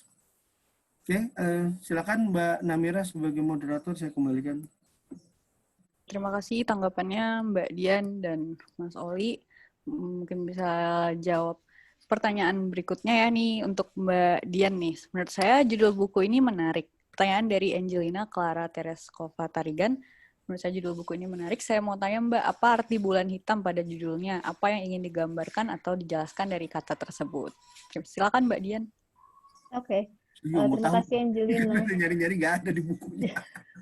Nggak ketemu ya. Bulan hitam itu sebetulnya awalnya judulnya nggak itu gitu, tapi ini editor saya keren banget emang orangnya. Jadi saya paling susah nulis judul untuk apapun. Jadi judul itu pasti ditulis terakhir. Pasti ngasih judul adalah nama tokohnya gitu, Maggie Diela, udah gitu plain banget. Nah sampai ketemu ketika udah selesai baru akhirnya kita kasih judul apa nih, jangan Maggie Diela, terlalu nggak bunyi gitu, menurut dia. Nah ketemulah tadinya ini kan sepanjang cerita, walaupun covernya warnanya pink ceria gitu, tetapi kalau kita lihat di covernya pun, kalau teman-teman yang udah megang bukunya, jadi ini sangat kelihatan nggak? Sangat apa namanya? Saya suka banget dengan cover ini karena dia penggambarannya tuh bagus. Ini kalau kita perhatikan ada tangan-tangan yang mencengkeram. Jadi sih bayangkan bahwa Maggie ini dicengkeram oleh segala macam apa, dari mulai adat budaya, keluarganya, kemudian keterbatasan yang lain gitu kan. Kemudian selendang ini udah pasti karena menggambarkan Sumba gitu ya, yang warna biru ini. Nah, kalau teman-teman perhatikan ada satu garis yang lekuk-lekuk ke bawah warna merah itu sebetulnya menggambarkan keperawanan tuh penting banget gitu di sana gitu ya. Jadi ketika orang diculik, sudah diperkosa, yang dipermasalahkan sama orang tuanya, sama keluarganya adalah dia udah nggak perawan lagi gitu. Bayangkan betapa rendahnya gitu, betapa sederhananya perempuan dimaknai. Itu satu hal yang kemudian setelah ngeliat covernya baru oke, judulnya apa. Nah, perempuan yang menangis karena meskipun pink tetapi sepanjang ceritanya sebetulnya isinya berderai air mata gitu. Kalau lagi happy tapi juga karena dia harus berjuang gitu, harus berlinang air mata jauh dari keluarganya, jauh dari orang-orang yang disayangi gitu kan. Nah, bulan hitam itu sendiri apa sih? Tadinya mau dibikin supaya Sumba banget. Perempuan yang menangis kepada batu kubur atau di atas batu kubur gitu. Karena batu kubur kan juga salah satu yang Sumba banget, adanya di sana gitu. Tapi kemudian apa maknanya kalau batu kubur? Saya nggak ketemu sambungannya. Nah, bulan hitam itu adalah sebetulnya walaupun ini nggak, saya takut bahwa ini jadi mendegradasikan makna si Wula Podu sebetulnya ya. Jadi Wula Podu atau bulan prihatinnya di Sumba itu kalau dimaknakan literal, Wula itu bulan, podunya itu adalah hitam. Walaupun sebetulnya masa Wula Podu sendiri adalah justru masa yang baik, masa untuk memutihkan diri, untuk membersihkan diri gitu-gitu sebetulnya. Tapi karena ketika disambung-sambungin, kejadiannya juga terjadi pada saat Wula Podu diantaranya, dan sampai sekarang pun ketika akhir-akhir Wula Podu itu perempuan-perempuan masih takut gitu, misalnya mau pergi kemana, ayo bareng-bareng supaya nggak sendirian, supaya banyak temannya, supaya kalau ada yang mau nyulik itu jadi mikir gitu. Itu narasi-narasi yang sering saya dengar di sana, dan bulan hitamnya sebetulnya saya ambil dari itu. Jadi dia menangis kepada bulan hitam, di mana harusnya di akhir Wula Podu itu semua orang berpesta. Berpestanya tuh beneran seharian mereka menari kayak tarian hujan gitu. Mungkin teman-teman semoga suatu saat sempat datang ke sana atau coba cari video-videonya di YouTube. Jadi beneran nari-nari karena mengharapkan hujan turun di hari itu supaya bulan-bulan berikutnya mereka bisa mulai menanam bertani lagi, karena masyarakat di sana kan mata pencaharian utamanya adalah bertani. Tapi sayangnya di masa ketika orang berpesta itu seharusnya merayakan bumi, merayakan kesuburan, perempuan-perempuan justru di zaman dahulu kala diculikin. Zaman sekarang tidak sebanyak dulu, bahkan kalau sekarang lebih random gitu. Jadi bukan hanya di saat Wula Podu aja diculiknya, jadi bisa kapanpun. Karena terbukti kan setelah saya pulang ke sini, artinya Wula Podu udah selesai. Saya pulang di satu hari setelah Wula Podu banget. Baru Desember tuh ada kejadian yang diculik. Januari dan Februari ada kejadian yang diculik lagi gitu. Tapi saya mengambil judulnya dari sesungguhnya terinspirasi dari si Wula Podu itu. Gitu Mbak, siapa tadi? Angelina. Oke, terima kasih Mbak Dian jawabannya. Berarti memang bulan hitam ini mungkin termasuk ini juga ya Mbak ya, apa menangis pada bulan hitam tuh kayak semacam metafor gitu Mbak, Metafor terus juga, iya. magi dia yang dia berharap kepada itu kan harusnya Wulan Podu itu hari yang masa yang suci gitu Mbak ya, tapi justru dipersalahgunakan untuk menjalankan praktik-praktik seperti itu. Tuh, oke, terima kasih Mbak Dian dan penanya. Berikutnya ada pertanyaan dari Bella Sintawati. Saya ingin bertanya apa saja sih kendala untuk memutus kekerasan pada perempuan dari contoh kisah kawin tangkap ini. Terima kasih. Mungkin sebenarnya bisa dikaitkan dengan pertanyaan berikutnya ya. Izin bertanya kepada dari Tia Lizawati, ingin bertanya kepada materi seperti yang sudah dikatakan sebelumnya bahwa praktik-praktik kekerasan terhadap perempuan dengan dalih adat itu banyak terjadi di Indonesia. Bukan hanya di Sumba saja, saya pernah baca di sebuah website berita bahwa kasus kawin tangkap ini sudah ditangani. Bagaimana dengan praktik-praktik adat lain seperti tadi di Makassar? Apa sebenarnya ada tindak lanjut dari pihak berwenang? Ini memang terkait ya kedua pertanyaan ini. Boleh silakan Mas Oli, mungkin Mas Oli dulu baru bisa tanggapi. Ya, terima kasih atas pertanyaan dari Bella dan Tia. Sejauh kita kemudian memandang bahwa kemajuan cara berpikir manusia itu harus dengan pendidikan atau menciptakan kesadaran, maka kalau itu jarang dilakukan atau kemudian hanya dibatasi, hanya kemudian tergantung sama siapa yang megang kuasa, siapa yang punya kuasa, masalah-masalah kekerasan dalam bentuk seperti kawin tangkap ini itu akan tetap terjadi, akan terus-terus terjadi. Jadi saya tidak pernah ada mungkin beberapa peneliti yang kemudian ada penulis atau akademisi yang mengatakan, oh itu salah budaya. Saya kira bukan salah budaya, tapi salah pada interpretasi budaya itu sendiri. Dalam arti, ketika interpretasinya terlalu terkungkung, hanya karena memang dari dulu seperti itu. Ini yang kemudian akhirnya dapat membuat peristiwa-peristiwa seperti ini akan terus terjadi. Contoh tadi mengenai aib yang tadi Mbak Dian katakan. Ketika kehilangan keperawanan, sebenarnya belum tentu juga kan, masih terduga sebenarnya kehilangan keperawanan, kan baru diculik. Itu kan juga sebenarnya ada pelanggaran adat juga di situ. Belum ada perjanjian kok. Kalau membaca dari cerita yang dikemukakan Mbak Dian, Lebah Ali ini melakukan tindakan itu kan belum ada perjanjian. Tapi tidak pernah saya lupa, mungkin Mbak Dian sudah, tapi seingat saya persoalan bahwa Lebah Ali ini melanggar adat itu sangat terhilangkan karena keburu sudah berapa hari Magi itu ada di rumahnya si Lebah Ali. Jadi para pemuka adat bukan menyalahkan si Lebah Ali dulu, tapi justru menyalahkan, ya kan udah berapa hari ada di situ. Lah, itu orang melanggar adat duluan kok, orang nggak ada perjanjian.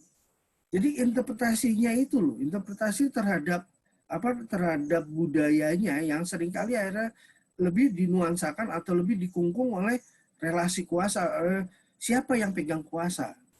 Bukan tadi yang saya dari awal beberapa waktu menit lalu saya katakan, bukan lebih mengentaskan perasaan terhadap kemanusiaan. Gitu. Jadi kalau misalnya ini ada orang nih suka sama suka, tapi nggak mampu, ya kenapa nggak kemudian pemuka adat kemudian ya udah coba ini, atau bahwa tadi satu garis itu ini satu daerah yang memang agak susah nih, tapi kalau memang kemudian ada bukti, sebenarnya ada satu hal yang bisa dijadikan contoh.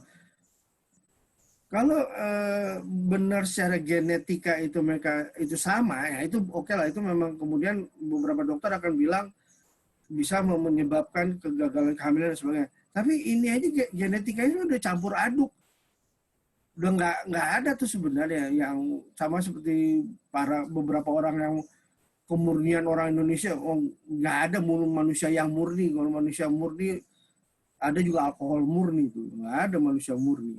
Aneh-aneh aja memang kalau orang-orang seperti itu. Tapi ya kalau balik menjawab pertanyaan tadi, pihak berwenang di Indonesia memang sudah beberapa kali berhasil melakukan penanganan. Persoalannya, terutama kalau konteks polisi di kita, ini udah berhasil menangani. Bapak polisinya dipindah karena jabatannya naik. Yang di bawahnya, insya Allah ingat. Tapi kalau nggak ingat, datang yang baru.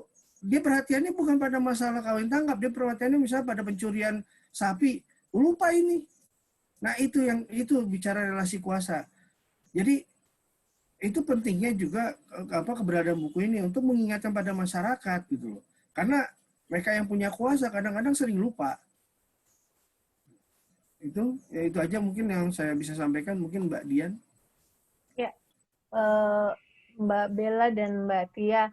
Jadi betul yang Mas Oli bilang tadi bahwa pendidikan ya sebetulnya kuncinya gitu, karena kalau pendidikan dan adalah pendidikan untuk semua, jadi bukan pendidikan untuk salah satu saja atau salah dua saja gitu. Jadi bahkan pemimpin adatnya, pemimpin agamanya, para penegak hukumnya, pemerintahnya itu harus teredukasi gitu, supaya berubah yang ada di kepalanya bahwa perempuan itu bukan aset, anak itu bukan aset. Jadi mentang-mentang orang tuanya udah ngelahirin, kemudian jadi ngelahirin dan ngegedein gitu kan, jadi dianggap punya utang lah anak-anaknya ini sama orang tuanya gitu kan. Gimana kalau kita balik, anak-anaknya nanya, emang aku mau dilahirin? Nggak pernah ditanya kan anak-anak ketika akan dilahirkan, emang aku mau dilahirin jadi perempuan atau jadi laki-laki? Kan nggak ada yang ditanya gitu. Jadi itu yang mesti berkali-kali dan dengan berbagai cara.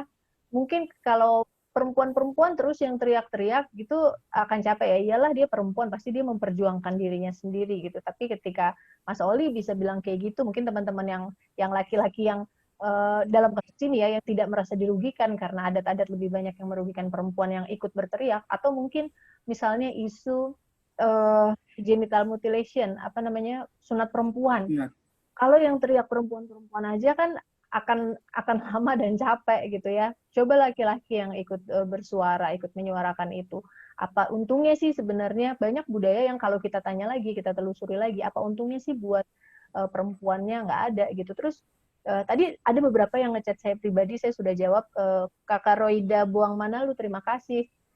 Jadi ini kan udah lama ada gitu. Kenapa baru sekarang diributkan? Zaman dulu orang nggak ada yang ngomongin, kita belum belajar tentang hukum, belum belajar tentang HAM gitu. Terus kenapa baru sekarang dipermasalahkan? Ya kita harusnya jadi lebih pinter gitu loh. Kita mau terus-menerus merugikan orang-orang kita sendiri, anak-anak kita sendiri, diri kita sendiri.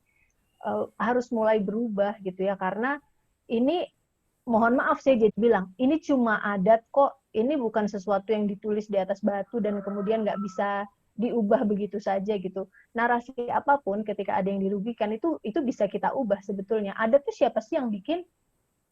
Coba mari kita tanya. Kalau Anda menemukan jawabannya, kalau saya menemukan jawabannya, adat terbuat dari apa? Atau siapa yang membuat adat, siapa yang menuliskan? Kan kita-kita juga. Kita-kitanya udah bergeser ke sini. Giliran pakai HP mau, modern mau, tapi adatnya mau tetap dipertahankan. Nggak bisa kayak gitu dong ya, harusnya gitu. Itu sih, teman-teman. Oke, terima kasih jawabannya Mas Oli dan Mbak Dian. Mungkin kita langsung ke pertanyaan-pertanyaan berikutnya. Ini ada dari Siti Nurlela Saris dari Universitas Pendidikan Indonesia, bertanya, patriarki di Indonesia sepertinya memang sulit dihilangkan, dan ketika pun membela perempuan dengan maksud kesetaraan gender, namun disalahpahami sebagai matriarki atau kebalikan dari patriarki. Belum lagi di modern ini banyak perempuan di sebuah hubungan merasakan kekerasan seksual, bahkan ramai juga KBGO, kekerasan berbasis gender online yang banyaknya merugikan perempuan. Bagaimana ya agar kita sebagai perempuan bisa membela sesama perempuan tanpa disalahpahami sebagai matriarki? Silakan mungkin Mbak Dian sebagai pembicara perempuan nih Mbak, gimana caranya sama-sama membela perempuan gitu untuk memberantas patriarki tanpa dianggap justru ingin mengembalikan polanya gitu, tapi kali ini perempuan yang berkuasa gitu. Gimana Mbak menurut Mbak Dian? Sebenarnya ketika kita ngomong, ini kan kita bicara tentang membela siapa yang dirugikan ya. Kita ngomong tentang, ini Mbak Mami nih jagonya, mungkin nanti Mbak Mami ini harus ikut ngomong nih. saya takut salah nih, ada Mbak Mami di sini, ada Mbak Tindo di sini gitu ya. Tapi ini kalau kita ngomongin patriarki, dan ini bukan cuma Indonesia ya, Mbak siapa tadi, bentar saya lihat namanya, Mbak Siti. Di dunia manapun kok mayoritas bumi kita yang bulat segede ini nih masih dunianya laki-laki gitu. Kalau kita memotret kekerasan berbasis gender, walaupun yang kita katakan gender, tapi sebenarnya yang mayoritas menjadi korban adalah perempuan. Kemudian bagaimana kita perempuan, bahasanya apa tadi, supaya perempuan bisa membela sesama perempuan. Ya harus, nggak ada pilihan lagi gitu kan. Terus siapa yang akan membela kita kalau bukan kita gitu kan. Harusnya ya. Jadi, tapi memang pada kenyataannya masih banyak yang seperti narasi, mungkin nanti kalau teman-teman baca novelnya, ada orang-orang kampung yang dia bilang ke Magi Dialah, mana ada suami bisa memperkosa. Tapi narasi seperti itu masih ada kan, karena ada kejadian seperti itu gitu misalnya. Jadi tidak berpihak pada perempuan karena perempuannya sendiri juga dibesarkan dalam lingkungan patriarki. Yang narasi yang didengarnya adalah terus-menerus tentang yang benar seperti ini, belum belajar gitu kan. Ya kita harus banyak-banyak baca. Mungkin Mbak Mami, Mbak bantuin Mbak. Mami silakan Mbak kalau ada tanggapan boleh. Mbak Mami boleh. Harus Mbak Mami. Terima kasih. Saya kira udah cukup dengan Mbak Dian dan Mas Irfan Oli. Mereka keren kok, luar biasa. Saya nikmatin saja sore ini. Namira juga keren, anak-anak kriminologi saya juga keren-keren. Malu saya. Oke, terima kasih Mbak Mami. Kalau gitu lanjut aja dari Mbak Dian. Apakah masih ingin melanjutkan tanggapannya? Cukup. Oh, silakan cukup. ke pertanyaan lain. Oke, Kayaknya ada terima beberapa kasih, lagi. Mbak. Oke, berikutnya pertanyaan dari Rinda Zulfikar. Mohon maaf, izin bertanya, hukum positif kita merupakan penggabungan dari berbagai hukum adat. Ketika adanya praktik kawin tangkap dan korban merasa terpaksa, apakah praktik ini dapat dipidana dan dituntaskan? Sedangkan berbicara adat, masyarakat pasti sudah menormalisasi. Apakah juga kejahatan yang dinormalisasi adat bisa dihentikan namun tetap tidak menghilangkan norma adat? Ini mungkin karena lebih terkait ini ya Mas Oli, etnografi kejahatan ini materinya. Ya, boleh Mas, silakan tanggapannya Mas. Terima kasih Rinda atas pertanyaannya. Nah ini yang kemudian tadi saya katakan. Adat istiadat itu kan umumnya di Indonesia ini diteruskan dalam bentuk lisan. Kalaupun ada yang tertulis, sebagaimana juga kondisi modern kita hukum aja bisa berubah. Melalui apa? Melalui referendum, melalui dengan proses demokrasi, dengan proses politis, gitu. Nah, kalau dikatakan bahwa hukum kita penggabungan, iya sebagian, tapi nggak semua, karena terus terang aja hukum pidana kita itu dibuat ketika kita masih di tanda petik koloninya Belanda. Rancangan KUHP sampai hari ini belum mau, mungkin karena uang korupsinya belum selesai, diputuskan untuk menjadi KUHP. Sementara di tempat yang mengkoloni kita dulu, negara Belanda, perubahan hukum pidananya sampai dengan ada buku tahun 84, itu udah 6 kali, itu tahun 84. Mereka sudah 6 kali mereferendum kitab undang-undang hukum pidana yang mereka buat sebelum abad 20. Itu udah 6 kali. Jadi dari tahun 1900 sampai dengan tahun 1984, mereka udah 6 kali merubah hukum pidananya. Kita sampai detik ini dari tahun 45 belum pernah merubah. Jadi kalau kemudian dikatakan menormalisasi, sebenarnya bukan. Saya yakin di kalangan masyarakat adat sekalipun, ada pihak-pihak yang merasa, kayaknya sudah keterlaluan ya. Kayaknya udah gak pantas kita seperti itu. Hal-hal yang sepertinya harus kemudian lebih ditumbuh kembangkan, lebih diperlihatkan gitu loh. Jadi bukan kemudian hanya dengan kaku mengatakan bahwa kan sudah tertulis dalam hukum. Hukum itu bukan sesuatu yang tidak bisa diubah. Bisa diubah dengan cara apa? Proses politik. Nah, itu pun juga harus hati-hati. Ketika proses politiknya hanya lebih mengentaskan kuasa atau mengentaskan siapa yang punya power, ini jadi bahaya. Contoh paling gampang tuh negara yang lagi dipimpin sama orang berambut kuning tuh. 2 negara yang lagi dipimpin. Yang sekarang yang kalau nggak salah hitungan terakhirnya itu 45 hari lagi ganti presiden. Itu hukumnya dirubah loh. Pada masa sebelumnya migran anak itu terlindungi. Migran anak. Tapi begitu yang ini naik jadi presiden, wah disikat. Berarti hukum bisa dirubah. Artinya, sesuatu yang baik bisa kita lebih pertahankan atau sesuatu yang buruk kita ubah untuk menjadi lebih baik. Bukan kemudian, oh ini udah dari dulu seperti ini. Beda tipis dengan anak kecil dikasih permen tapi dia sakit gigi diambil lagi. Nah itu kayak gitu. Permen saya. Nah itu kayak gitu tuh. Kalau perilaku orang yang tidak bisa menerima perubahan ya orang-orang seperti itu. Ya mungkin maaf ya kalau misalnya contoh-contoh saya seakan-akan tidak ini. Tapi balik lagi bahwa adat dan hukum adalah suatu buat bentukan manusia sehingga tidak mengherankan kalau bisa dirubah. Itu aja. Baik, terima kasih Mas Oli tanggapannya. Mungkin ini tadi tanggapan Mas Oli kira-kira udah bisa menjawab pertanyaan yang berikutnya ya dari Ignacia Dwi Intan.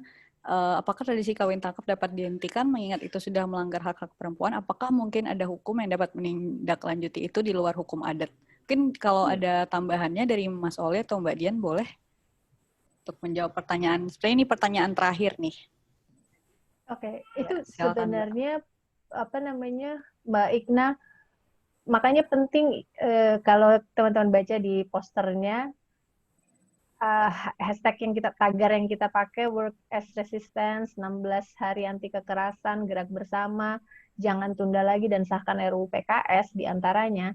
Jadi itulah kenapa penting buat kita gitu ya untuk sama-sama maju meneriakkan bahwa penting rancangan undang-undang tentang kekerasan seksual ini disahkan gitu ya. Jangan undang-undang yang nggak jelas itu yang malah yang diduluin dan disahkan gitu ya. Kemudian sebenarnya tadi pertanyaan aku tadi tertarik mau menjawab Kak Igna tuh, bentar ya saya baca sedikit. Apakah tradisi kawin tangkap dapat dihentikan? Dapat. Harusnya iya, tergantung orang-orang yang melaksanakan adatnya gitu. Kalau orangnya tidak ada niatan untuk menghentikan itu ya susah gitu. Tapi kalau pertanyaannya bisa atau tidak, bisa seharusnya. Melanggar hak perempuan. Nah, apakah mungkin ada hukum yang dapat menindaklanjuti itu di luar hukum adat? Jadi kalau secara adatnya mereka harus gelar tikar adat lagi, kayak pembicaraan mundur gitu ya, karena katanya kalau udah pembicaraan adat sama-sama menyepakati sesuatu, kalau mau mundur lagi atau menarik salah satu kesepakatan itu urusannya jadi panjang secara adat, ya udah kita nggak usah pakai hukum adat. Penculikan aja kan sudah pelanggaran, sudah tindakan kriminal, satu penculikan. Dua, kalau terjadi perkosaan. Kemudian perempuan-perempuan itu selama proses dia diculik, mereka mengalami pelecehan dan kekerasan seksual yang luar biasa loh. Yang saya tuliskan itu nggak ada apa-apanya sebetulnya. Bisa lebih kejam lagi kejadiannya. Mungkin teman-teman yang ada di Sumba kalau masih bergabung, kalau bisa menceritakan itu kejadiannya lebih mengerikan. Bahkan perkosaan bisa terjadi di atas kendaraan ketika dia dibawa dari tempat diculik sampai ke dalam rumahnya. Itu aja udah gimana kurang cukup sih untuk melanjutkan ke hukum gitu ya kalau kita mau gitu. Tapi ya itu seringkali ini berkedok pada ini kan adat, ini kan sudah ada pembicaraan sebelumnya gitu-gitu. Itu. Oke, terima kasih Mbak Dian tanggapannya. Sebenarnya saya mengingatkan lagi pada peserta, jika ada yang mau bertanya atau memberi tanggapan, mohon setting chat-nya itu ke everyone ya, jangan ada yang bertanya secara privat, ya ke private, tetap apalagi sama panitia, apalagi kalau nggak berkaitan sama materi atau pertanyaan atau tanggapan. Oke, terima kasih. Oke, karena sepertinya itu pertanyaan terakhir, atau mungkin teman-teman yang masih ingin bertanya dan karena masih ada waktu, mungkin boleh secara lisan juga. Apakah ada yang masih ingin bertanya atau menanggapi? Boleh secara lisan langsung diaktifin aja mikrofonnya. Mungkin saya cuma ini mau membaca dari Mbak Evi nih. Iya, silakan Mas. Bahkan undang-undang perkawinan pun mau diamandemen saja sulit minta ampun. Itu mungkin karena kesalahan kita dalam proklamasi kali. ayat terakhir dari proklamasi kita itu yang sebenarnya membuat kita akhirnya jadi apapun jadi lama gitu, Mbak. Tapi ya memang banyak yang mesti diamandemen. Tadi ada udah bertanya, maaf saya jadi ada yang udah bersuara tadi.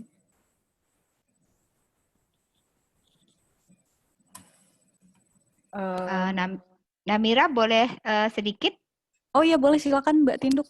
Ya, saya menikmati betul diskusi sore ini. Oke, saya stop video dulu.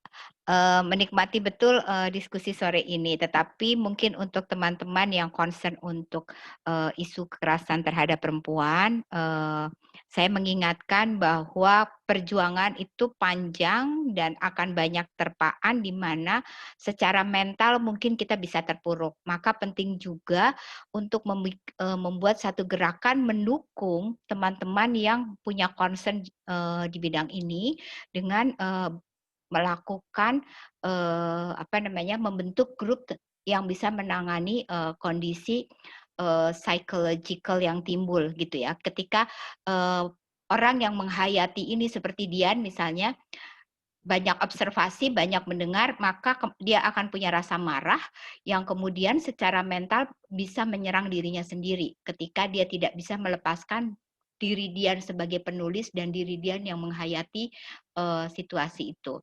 Trauma ini rasanya perlu didukung, maka mungkin baik bagi teman-teman yang bekerja di isu ini untuk punya grup yang bisa punya pengetahuan tentang psychological first aid. Itu saja pesan saya bahwa perjuangan akan butuh energi, akan lebih baik kalau kita senantiasa juga menjaga kesehatan mental kita dengan saling mendukung dan mengingatkan serta berbagi bahwa beban ini tidak dibawa secara perorangan, tetapi sebagai satu kelompok kita bisa menyuarakan dan mencari teman-teman lain di area yang berbeda, begitu. Oke, baik. Terima kasih banyak Mbak Tinduk atas masukannya. Emang penting sekali ya yang tadi barusan dikatakan Mbak Tinduk bahwa ketika kita ingin memperjuangkan sesuatu seperti untuk menghapuskan bentuk-bentuk kekerasan, itu memang kita harus selain berjuang secara ya materinya gitu, secara substantif gitu, kita juga harus menjamin bahwa kita juga orang-orang di sekitar itu punya mental support gitu atau safety net yang memadai gitu ya Mbak ya. Oke, terima kasih banyak Mbak Tinduk sekali lagi. Kak Namira, ada teman-teman dari Sumba, saya boleh minta berbicara, mungkin Ibu Aprisa, saya ya, barusan boleh cek banget. kayaknya masih ada di sini. Ibu Aprisa boleh, jika ada yang silakan mau disampaikan. Ibu Aprisa, ya. Karena beliau juga salah satu penelitiannya adalah tentang kawin tangkap. Boleh dibuka mic-nya atau bisa di ini sendiri?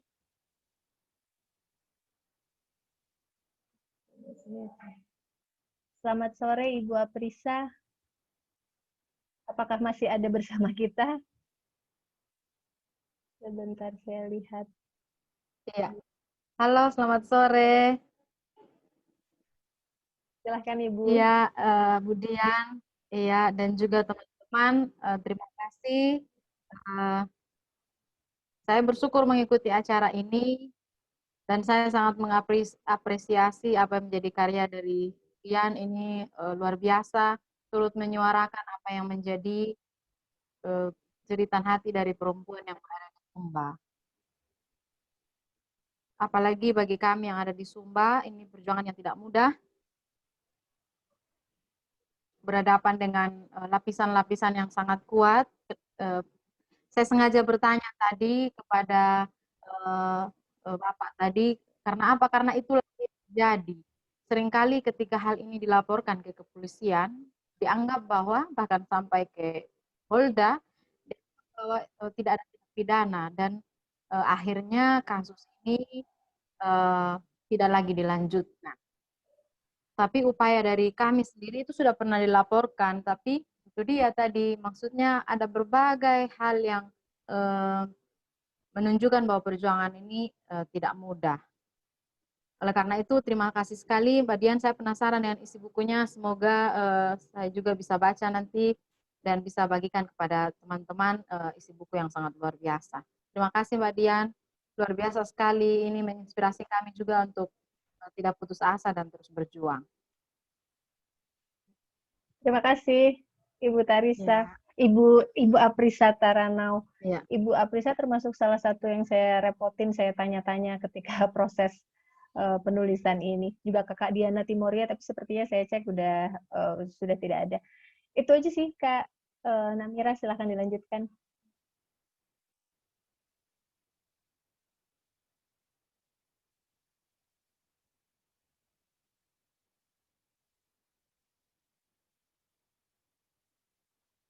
Kak Namira? Iya, oke. Maaf Mbak, tadi Mas baru diaktifin sama panitia. Oke, terima kasih Ibu Aprisa dari Sumba. Kami sebagai panitia senang kalau ada teman-teman dan asli dari Sumba berpartisipasi dalam diskusi ini, karena kita juga harus mendengar perspektif dari orang-orang yang memang berinteraksi sama budayanya secara langsung ya Mbak ya. Oke, terima kasih.